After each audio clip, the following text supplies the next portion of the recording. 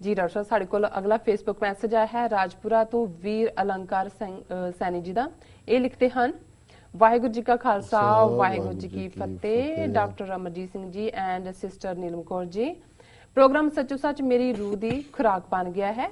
अज मैं पहली बार लिख रहा हाँ ते मैं पहला अपने बारे दस देवां कि मैं एक हिंदू परिवार वालों संबंध रखता हाँ, पर मैं अज तो 5 साल पहला सिख धर्म के सिद्धांतों तो प्रभावित होकर ते घर वालियां दी मर्जी दे खिलाफ जाके गालां ते छित्तर खा के भी गुरु दा सिंह सज गया सी। हुण भी पूरी चढ़दी कला विच हां। पिछोकड़ सिख परिवार तो ना होण करके मैनू बहुता कुछ नहीं सी पता, पर खालिस्तान ते जरनैल सिंह पिंडरां वाले मेरे लिए देशद्रोही गल्लां सी।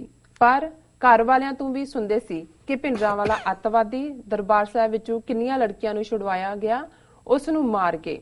पर मैं आप संत जरनैल सिंह जी दी स्पीचेस सुनिया। फिर एक दिन किसी दोस्त तों अगे किसी दोस्त की लाइक की हुई तुहाडे प्रोग्राम की वीडियो फेसबुक ते मेरी नजर चढ़ गई। आशक तां मैं उसे दिन तो हो गया सी जदों तुहाडा फिर खोज कर करके मैं TV 84 चैनल तक पहुंच की। लगातारता नाल तुहाडा प्रोग्राम सुन के हुण मैं ये महसूस करदा हां कि साडे नाल बहुत ज्यादा धक्का होया ते हो भी रहा है। जुल्म तां कोई तरीका ना छड्डिया जालमा ने। जून 84 ते नवंबर 84 बारे भी तुहाडे कोलों सुन के सारी पिक्चर क्लीयर हो गई है। तुहाडे बोलण दा तरीका बहुत वधिया है, तुसी बहुत चंगे ढंग नाल समझांदे हो। ये प्रोग्राम मैनू बहुत जानकारी भरपूर लगता है, जिवें तुसी अंतरराष्ट्रीय मुद्दिआं ते अपना पक्ष रखदे हो। ਉਹ सुने बिना साडी तसल्ली नहीं हुंदी। तुसी बहुत वड्डा काम कर रहे हो।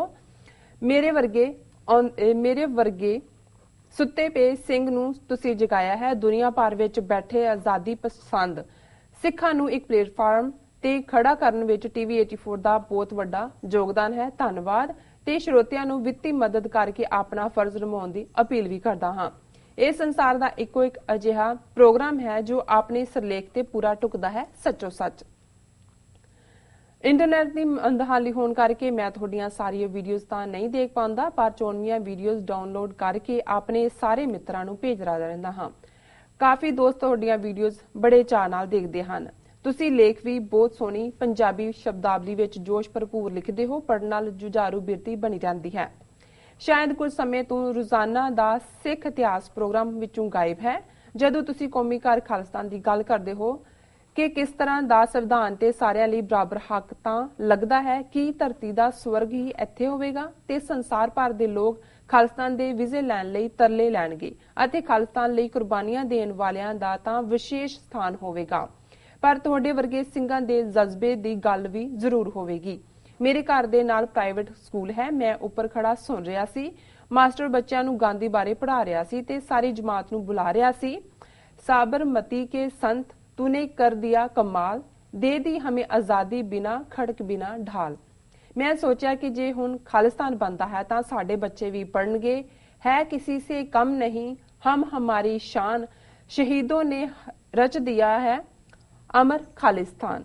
जी डॉक्टर साहब सवाल भी बहुत ने, पर अज लई इन्ना ही। फिर कदी लिखांगा, तुहानूं मिलण दी भी बहुत तमन्ना है। सलाम करदा हां तुहाडे जज्बे नूं ਅਤੇ ਤੁਹਾਡੀ ਲੰਮੀ ਉਮਰ ਤੇ ਤੰਦਰੁਸਤੀ ਦੀ ਔਰ TV 84 ਦੀ ਚੜ੍ਹਦੀ ਕਲਾ ਦੀ ਅਰਦਾਸ ਕਰਦਾ ਹਾਂ ਗੁਰੂ ਅੱਗੇ। ਵਾਹਿਗੁਰੂ ਜੀ ਕਾ ਖਾਲਸਾ ਵਾਹਿਗੁਰੂ ਜੀ ਕੀ ਫਤਿਹ। ਧੰਨਵਾਦ ਜੀ ਡਾਕਟਰ ਸਾਹਿਬ। ਵੀਰ अलंकार सिंह जी ਦਾ ਬਹੁਤ ਬਹੁਤ ਸ਼ੁਕਰੀਆ। ਉਹਨਾਂ ਨੇ ਸਾਨੂੰ ਰਾਜਪੁਰਾ ਤੋਂ ਲਿਖਿਆ ਜੀ। ਉਹਨਾਂ ਦੀ ਲਿਖਤ ਆਪਣੇ ਆਪ 'ਚ ਸੈਲਫ ਐਕਸਪਲੇਨੇਟਰੀ ਹੈ।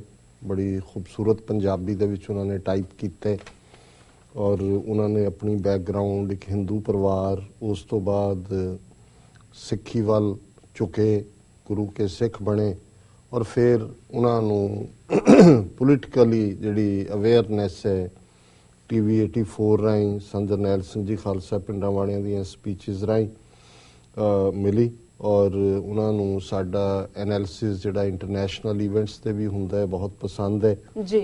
उन्होंने दर्शकों नूं श्रोतिਆਂ ਨੂੰ अपील भी की है कि वो वित्ती मदद करन। आप भी वो करना चाहते हैं पर उन्होंने ये पता नहीं है भी किवें वो कर सकते हैं। फिर साडियां लिखतां क्योंकि हफ्ते दे विच 2 आर्टिकल साडे आलमोस्ट 12 ਦੇ करीब पब्लिकेशन दे विच छपदे ने, वो भी उन्होंने पसंद ने कि भाई चंगी सोहनी पंजाबी जां जोश भरपूर ने जी। ਉਹਨਾਂ ਨੇ ਇੱਕ ਸ਼ਿਕਵਾ ਜ਼ਰੂਰ ਕੀਤਾ ਵੀ ਰੋਜ਼ਾਨਾ ਸਿੱਖ ਇਤਿਹਾਸ ਜਿਹੜਾ ਸਾਡਾ ਅੱਗੇ ਫੀਚਰ ਹੁੰਦਾ ਸੀ, ਅਸੀਂ ਆਲਮੋਸਟ 2.5-3 ਸਾਲ ਚਲਾਇਆ, ਆਲਮੋਸਟ 3 ਸਾਲ ਹੀ। ਉਸ ਤੋਂ ਬਾਅਦ ਅਸੀਂ ਇਹ ਸੋਚਦੇ ਹਾਂ ਕਿ ਬਹੁਤ ਸਾਰੀ ਰੈਪੀਟੀਸ਼ਨ ਹੁੰਦੀ ਹੈ, ਅਸੀਂ ਬੰਦ ਕੀਤਾ। ਹਾਲਾਂਕਿ ਬਹੁਤ ਸਾਰਿਆਂ ਨੇ ਸਾਨੂੰ ਕਿਹਾ ਵੀ ਉਹਦਾ ਤੁਸੀਂ ਕੱਢ ਦਿੱਤਾ ਇਤਿਹਾਸ ਸੈਕਸ਼ਨ ਦਾ, ਉਹਦਾ ਕੋਈ ਸਬਸਟੀਚਿਊਟ ਨਹੀਂ ਦਿੱਤਾ ਜੀ। ਔਰ ਕੁਝ ਦਰਸ਼ਕਾਂ ਨੇ, ਹਾਲਾਂਕਿ ਅਸੀਂ ਅੱਜ ਦੇ ਵਿਚਾਰ ਲਈ ਬੜਾ ਬਰੀਫ ਟਾਈਮ ਹੁੰਦਾ ਹੈ, ਪਰ ਬਹੁਤ ਸਾਰਿਆਂ ਨੂੰ ਸਾਡਾ ਗੁਰਬਾਣੀ ਨੂੰ ਇੰਟਰਪ੍ਰੀਟ ਕਰਨ ਦਾ ਢੰਗ ਬਹੁਤ ਪਸੰਦ ਹੈ। ਉਹ ਕਹਿੰਦੇ ਨੇ ਭਾਵੇਂ ਗੁਰਦੁਆਰਿਆਂ 'ਚ ਵੀ ਅਸੀਂ ਘੰਟਿਆਂ ਬੱਧੀ ਕਥਾ ਸੁਣਦੇ ਹਾਂ ਤੇ ਬਹੁਤ ਵਾਰੀ ਸਾਖੀਆਂ ਦੇ ਵਿੱਚ ਹੀ ਸ਼ਬਦ ਦਾ ਭਾਵ ਗਵਾਚ ਜਾਂਦਾ ਹੈ, ਵੀ ਤੁਸੀਂ 4-5 ਮਿੰਟ ਦੇ ਵਿੱਚ ਹੀ ਸ਼ਬਦ ਨੂੰ ਜਿਹੜਾ ਹੈ ਉਸ ਦੇ ਪਰਸਪੈਕਟਿਵ 'ਚ ਬਿਆਨ ਕਰਦੇ ਹੋ ਜੀ। ਔਰ ਇਹ ਸੁਝਾਅ ਕਾਫੀ ਦੇਰ ਤੋਂ ਸੀ, ਮੈਂ ਸ਼ਾਇਦ ਅਗਲੇ ਹਫਤੇ ਤੋਂ ਆਪਣਾ ਮਨ ਬਣਾਵਾਂਗਾ।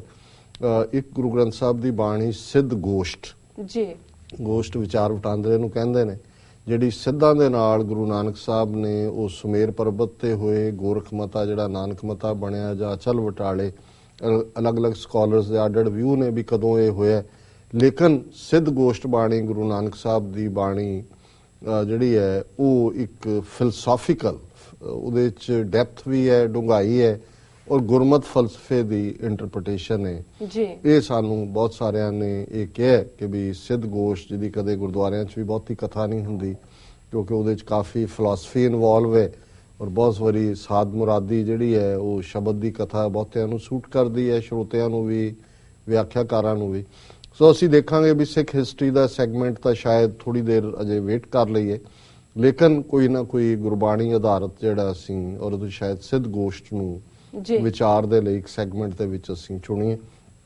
ਔਰ ਫਿਰ ਉਹਨਾਂ ਨੇ ਖਾਲਿਸਤਾਨ ਧਰਤੀ ਦਾ ਸਵਰਗ, ਦੂਜੇ ਵੀਜ਼ੇ ਲਈ ਤਰਸਣਗੇ ਤੇ ਉਹ ਜਿਹੜਾ ਗਾਂਧੀ ਨੂੰ ਪਪੂਲਰਾਈਜ਼ ਕਰਨ ਲਈ कि जी बिना खड़ग और टाल साबरमती के संत तूने कर दिया कमाल, ले दी हमें आज़ादी बिना खड़ग के और टाल।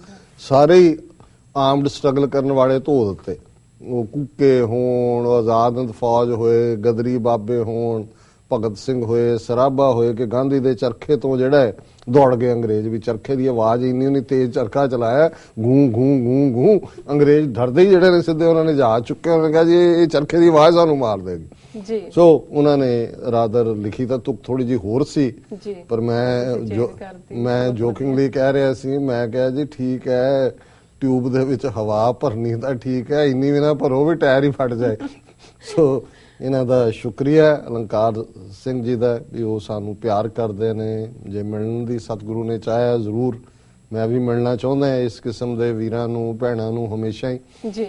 ਲੇਕਿਨ ਮੈਂ ਸਮਝਦਾ ਕਿ ਵੀ ਹਮ ਰੁਲਤੇ ਫਿਰਤੇ ਕੋਈ ਬਾਤ ਨਾ ਪੁੱਛਤਾ, ਗੁਰ ਸਤਿਗੁਰ ਸੰਗ ਕੀਰੇ ਹਮ ਥਾਪੇ। ਵਡਿਆਈ ਸਤਿਗੁਰੂ ਦੀ ਹੈ ਜੀ, ਜਿਹੜਾ ਰਸਤਾ ਅਲੰਕਾਰ ਸਿੰਘ ਜੀ ਨੇ ਚੁਣਿਆ ਸਿੱਖੀ ਮਾਰਗ ਦਾ, ਸਚਾਈ ਦੇ ਨਾਲ ਇਸ ਦੇ ਉੱਤੇ ਅਸੀਂ ਸਾਰੇ ਹੀ ਤੁਰ ਸਕੀਏ। ਔਰ ਜਿਸ ਕਲੈਰਿਟੀ ਦੇ ਨਾਲ ਇਹਨਾਂ ਨੇ ਸਾਰੇ ਇਸ਼ੂ ਨੂੰ ਸਮਝੇ, ਮੈਂ ਸਮਝਦਾ ਵੀ ਸਾਡੇ ਬਹੁਤ ਸਾਰੇ ਜਿਹੜੇ ਕਹਿੰਦੇ ਨੇ ਜੀ ਅਸੀਂ ਗੁਰੂ ਨਾਨਕ ਦੇ ਜ਼ਮਾਨੇ ਦੇ ਸਿੱਖ ਹਾਂ ਜੀ, ਸਾਡੀਆਂ ਪੁਸ਼ਤਾਂ ਜੋ ਬਹੁਤ ਇਹੀ ਸਮਝਦੇ ਨੇ ਜੀ ਸਿੱਖਾਂ ਦੇ ਘਰ ਜੰਮਣਾ ਹੀ ਸਿੱਖ ਹੁੰਦਾ ਜੀ। ਪਰ ਮੈਂ ਸਮਝਦਾ ਵੀ ਇਹ ਜਿਹੜੇ ਵੀਰ ਭੈਣਾਂ ਦੂਸਰੇ ਪਾਸਿਓਂ ਆਉਂਦੇ ਨੇ, ਇਹ ਕਿਉਂਕਿ ਕਨਵਿਕਸ਼ਨ ਨਾਲ ਆਉਂਦੇ ਨੇ, ਮੰਨ ਕੇ ਇਹਨਾਂ ਨੇ ਪਹਿਲਾਂ ਪੜਤਾਲ ਕੀਤੀ ਹੁੰਦੀ ਹੈ, ਮਨ ਦੇ ਅੰਦਰ ਟਿਕਾ ਜਿਸ ਰਸਤੇ ਤੇ ਆ ਕੇ ਮਿਲਦਾ, ਇਹ ਮੱਚ ਮੋਰ ਸਮਝਦੇ ਨੇ ਗੱਲ ਨੂੰ। ਸੋ ਅਸੀਂ ਅਲੰਕਾਰ ਸਿੰਘ ਜੀ ਦਾ ਸ਼ੁਕਰੀਆ ਅਦਾ ਕਰਦੇ ਔਰ ਅਸੀਂ ਆਸ ਵੀ ਕਰਦੇ ਹਾਂ ਕਿ ਉਹ ਸਾਨੂੰ ਇਸ਼ੂਸ ਦੇ ਉੱਤੇ ਵੀ ਲਿਖਣ ਔਰ ਨਿਰਪੱਖਤਾ ਦੇ ਨਾਲ, ਜਿਵੇਂ ਕਿਉਂਕਿ ਪੰਜਾਬ ਰਾਜਪੁਰੇ 'ਚ ਰਹਿੰਦੇ ਨੇ, ਇੱਕ ਜ਼ਮਾਨਾ ਸੀ ਪੰਜਾਬ 'ਚ ਸਿਰਫ ਰਾਜਪੁਰੇ 'ਚ ਹੀ ਬਿਸਕੁਟ ਮਿਲਦੇ ਹੁੰਦੇ ਸੀ ਡਾਲਮਾ ਵਾਲਿਆਂ ਦੇ, ਉੱਥੋਂ ਹੀ ਆਉਂਦੇ, ਹੁਣ ਵੀ ਸ਼ਾਇਦ ਹੋਣਾ ਜੀ। ਤੇ ਉਦੋਂ ਰਾਜਪੁਰੇ ਦਾ ਨਾਮ ਮੈਨੂੰ ਤਾਂ ਹੀ ਯਾਦ ਹੈ ਜੀ, ਬਿਸਕੁਟ ਬਣਦੇ ਆ ਜੀ ਉੱਥੇ। ਸੋ ਬਿਸਕੁਟਾਂ ਦੇ ਸ਼ਹਿਰ 'ਚ ਰਹਿੰਦੇ ਨੇ, ਮਿੱਠੇ ਸ਼ਹਿਰ 'ਚ ਜੀ। ਸੋ ਇਹ ਸਾਨੂੰ ਲਿਖਦੇ ਰਹਿਣ, ਸੋ ਇਹਨਾਂ ਦਾ ਬਹੁਤ ਬਹੁਤ ਸ਼ੁਕਰੀਆ ਜੀ। ਡਾਕਟਰ ਸਾਹਿਬ, ਥੋੜਾ ਜਿਹਾ ਬ੍ਰੇਕ।